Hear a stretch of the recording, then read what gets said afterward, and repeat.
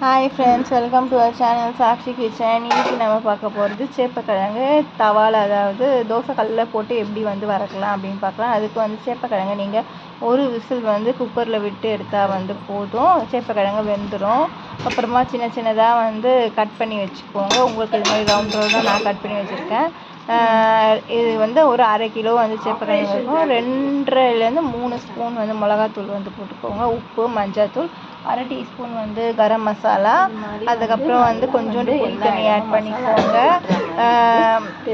அப்புறமா நல்லா இது மாதிரி மிக்ஸ் பண்ணி வச்சுக்கோங்க. ஒரு அரை மணி நேரம் நல்லா ஓட்டும்னு சொல்லி ஒரு கடாயில் இது மாதிரி தவாலையே நீங்கள் எண்ணெய் காய்ச்சோடனே ஒரு சேப்பக்கிழங்காக இது மாதிரி ஃபுல் ஃப்ளேம்லேயே வச்சு நீங்கள் வறுக்கலாம்.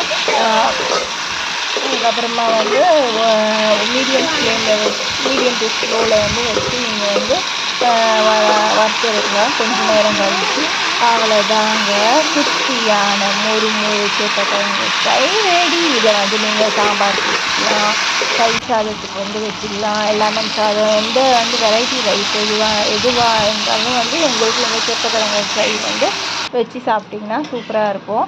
நம்ம சேனலில் பிடிச்சிருந்ததுன்னா லைக் பண்ணுங்கள், ஷேர் பண்ணுங்கள், மறக்காமல் அந்த சப்ஸ்கிரைப் பட்டனை கிளிக் பண்ணுங்கள். ஓகே, டாட்டா, பாய் பாய்.